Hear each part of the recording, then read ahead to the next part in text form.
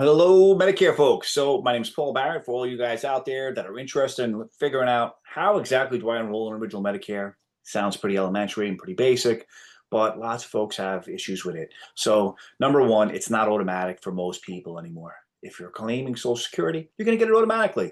Then you don't have to watch this video. If you're not claiming Social Security yet, guess what? You're going to have to opt into Medicare. You're going to have to do a little bit of work. Let's go over exactly what you got to do and make sure that you don't hit any bumps in the road and have a smooth transition from work to Medicare. All right, so we're going to cover a few different things today. Who needs to enroll, when to enroll, how to enroll, of course, and avoiding penalties. I'm pretty sure nobody wants penalties. I know I don't. All this stuff may seem very basic, but surprisingly, I speak to all kinds of educated folks, doctors, lawyers, engineers, you name it, and a lot of people just don't know. If you don't know, you don't know. So let's learn. All right. Who needs to enroll in Medicare? You need to enroll in Medicare if what? You're turning 65. That's the original trigger. That's the most common trigger for folks. So if you don't have group health insurance because you're still working, if you're not on group health insurance because your spouse has group health insurance for you to be on, you definitely need to enroll in Medicare.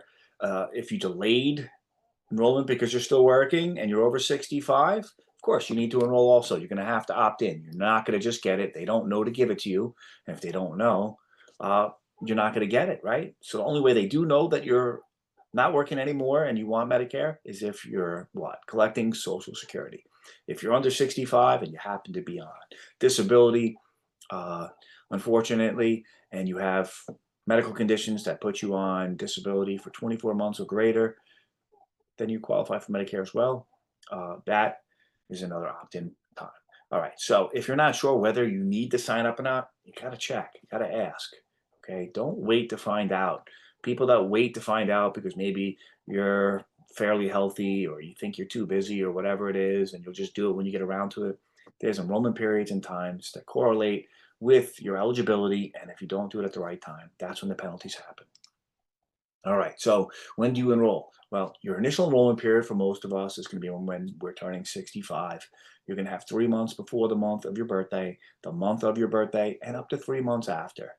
Special enrollment because you delayed Medicare due to job-based health insurance. They're going to give you an 8-month window after your coverage ends. So if your coverage ends in January, you have until August, and not August 1st, but August 31st to get your application in. Now, most people are going to do it sooner, right? Because if you don't have coverage in between there, that's no good. You don't want to have gaps in coverage. So just keep in mind, you do get a special election if you delay Part B enrollment due to work coverage. That's not a problem. No penalties. The general election period. This one's been used too much recently from a lot of my clients, unfortunately. They've been misinformed. I have some small business owners that didn't realize they had really good health insurance and their employees loved their health insurance, and together they aged in over 65, and then they decided they wanted to get onto Medicare because their rates were just going through the roof, which is very common. If you're a group of people and you're over 65 and you have a small business, your rates are going to be super expensive, and a lot of times it's going to be much more beneficial and cost effective to enroll into Medicare. So if that's the case, it's very simple. Now, you're going to enroll in a plan, a plan. You're going to enroll into original Medicare in January, February, and March. And instead of it starting July 1st, which this is outdated, and I apologize for that, you will start the first of the following month. So to correct that, January enrollment into original Medicare, you now will start February 1st. If you enroll in February, March 1st. If you enroll in March, it'll be April 1st. All right. So how do you enroll if you're turning 65? Pretty simple stuff, but if you've never done it before, it can be a pain in the butt sometimes. Now I'll explain why, right? So we're going to go online to socialsecurity.gov, and it's abbreviated right there. That's the exact website you're going to go to. When you get to this website, I can't tell you how many people have gone to Google and said Social Security website and ended up on somebody else's site giving their information away. Make sure it says official government site at the top. It's going to say it to the top left, and you'll see it. If it doesn't say that, if it doesn't say ssa.gov, run, don't give it any information. All right. Call the Social Security office is an option. Visit your local Social Security office is an option also. But it's not so simple. If you call the Social Security telephone number, the average wait time is somewhere around 40 minutes. Okay. And they're not going to just take your application when you first call in. You're going to have to set an appointment. Then it'll probably take you 15 to 20 minutes to do that application with somebody else online. And keep in mind, if they make a mistake and type something in incorrectly, you're probably not going to find out for a while. So it's not one of my favorite ways. Visiting the local office, they most of the time will require you to have an appointment. Every once in a while, I hear about somebody slipping in there, but they don't have as many people working in the office as they used to. Still have a lot of folks working from home, satellite, remote because of COVID, and they've made shrinkage with their offices. When I say shrinkage, they've reduced the size of their offices, so they're paying less rent and etc. So it's working out for them that way, but it's not working out for us. And by that I mean it's not easy to walk in there and get somebody to help you. You need an appointment. If you don't have an appointment, just so you know, sometimes you can't get one for weeks or months. Another thing to pay attention to. Now let's go back to my favorite way, which sometimes is a little tricky for folks. When you go to the website, if you're not already registered with Social Security, and when I say registered, I mean registered on their website to have an account because you need one to apply for Medicare. Many times when you log in, whether you have an account or don't have an account, they put you through some security hoops, and it could take 10 minutes just to log into your account sometimes because they do 2 to 3 different authentications. And this is because of all the scams that are going on. So I get it. But at the same point, for people that aren't super computer savvy, sometimes they get frustrated. So I have people that come to my office and do it with me. I do some assistance with enrollments on Zoom to make sure they get through it and everything's filled out correctly. And it's important because if you mess anything up or leave anything out, typically it takes a few weeks for them to send you something saying, hey, Mr. Smith, received your application, but you're missing this and this. We need to have this before we can process it. So now you just wasted 3, 4 weeks to find out that you need to give them this, and it'll still take another 3 or 4 weeks probably before you're processed. So just keep that in mind because a lot of folks don't realize Medicare just isn't a switch that just gets turned on, turned off. It takes time for them to process it, even if you already have Medicare Part A and you're just going in for Medicare Part B because you delayed it. You would think you're already in the system, you have Part A, you should just be able to tell them I want Part B. Doesn't work that way. You have to submit an application. Many times they're going to ask you for an additional form that says I've had group coverage during this time to avoid any penalties. And then once you've uploaded that and sent it to them, it'll take somewhere between 3 and 4 weeks typically to get reviewed and processed. Uh, on the high side, I've had clients in recent weeks and months that literally have taken 3 to 4 months to get their Part B approved. And I don't know why. They speak to somebody different every time. The stories I hear are just crazy. So when we want to enroll in Medicare, we know we need it. We want to do it as soon as possible.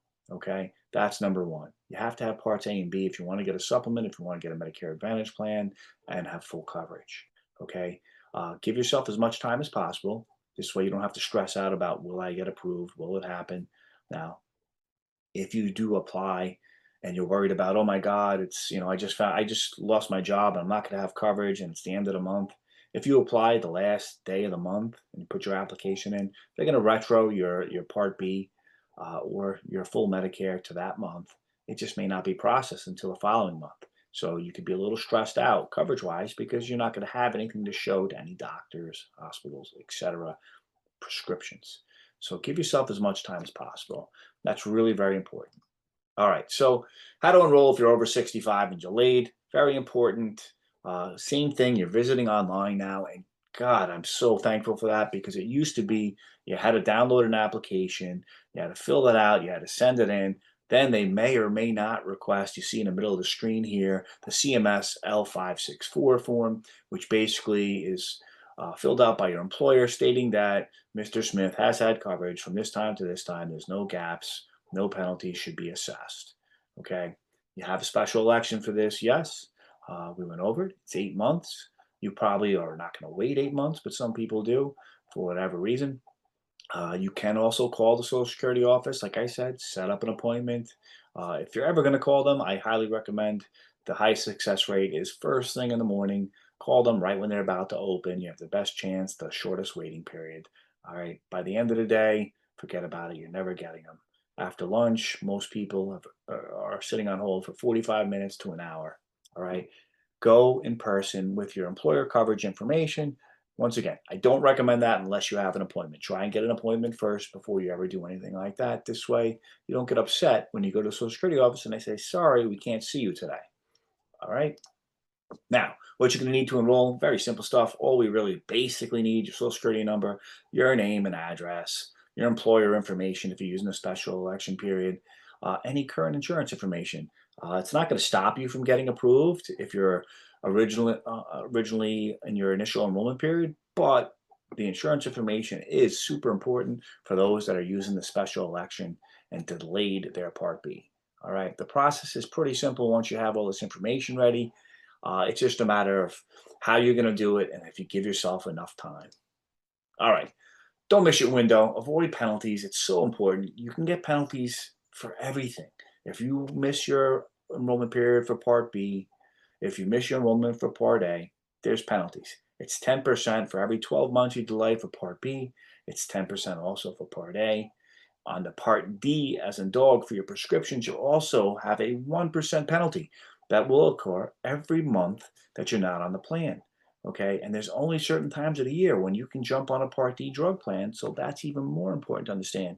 If you realize it's February and you didn't enroll in a Part D plan and you don't have a special election, guess what? You can't enroll into that plan without a special election until the following year in October during the annual election period. And that's still not going to start until January the following year. All right. So you're guaranteeing yourself a substantial penalty. All these penalties are for life. They don't just stop after 1 year. They're not one-time payments. They're super annoying and they're for life. Very important to understand that. All right. So if you need help, let's talk, guys. This is what I do. Since 2007, I've done nothing but Medicare, specializing in helping folks just like you that have questions. If you're not going to schedule an appointment or call us and you have questions, you can go to our website, lots of helpful information. You can email us and ask us questions, or find a local agent in your area or someone online. I personally prefer always going with the smaller companies like ours, not just because that's what I have, but you're going to get better attention most of the time. We all provide customer service year round. That's how we basically separate ourselves from working with one of the big guys or a carrier, right? Carriers can only tell you about their plans. The big agencies that have these huge conglomerate call centers that you're calling when you see 1-800 numbers and all these commercials. Most of those employees don't work more than a year because they get treated like crap. I know, I work for one of those companies, so I can tell you firsthand. And you're not allowed to offer all the plans a lot of times because they get better contracts with certain carriers. It's just not very user friendly, to be quite honest with you. Find a local agency or someone that you can trust that's got a small family-owned agency. When I say agency, brokerage, someone that's offering all the major carriers plus local ones so you can get the most unbiased, helpful information possible. Feel free to take down the contact information, visit our website, or ask any questions. I implore you guys to take notes. If you want me to send you the slides, let me know. Shoot me a comment. I'm happy to help any way I can. And if any of you would like to speak to me personally or any of my agents, just let us know. That's what we're here for.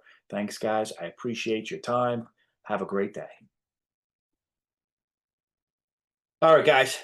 Thank you so much for watching once again. Now that you know what, when, and how to do all that stuff, if you're turning 65, just make sure you're paying attention to your timeline. If you're still working, make sure you understand your special election period and give yourself time. If you're still working and delaying, like I said, just keep in mind how long it takes for Part B to get activated. All right. And if you're still confused, that's what we're here for. Hopefully, you took down my information on the last slide. If not, shoot us a comment. We'll be happy to give you all our contact information or answer any questions directly. Thanks again. Truly appreciate you guys spending some time with me, and I hope you learned some stuff.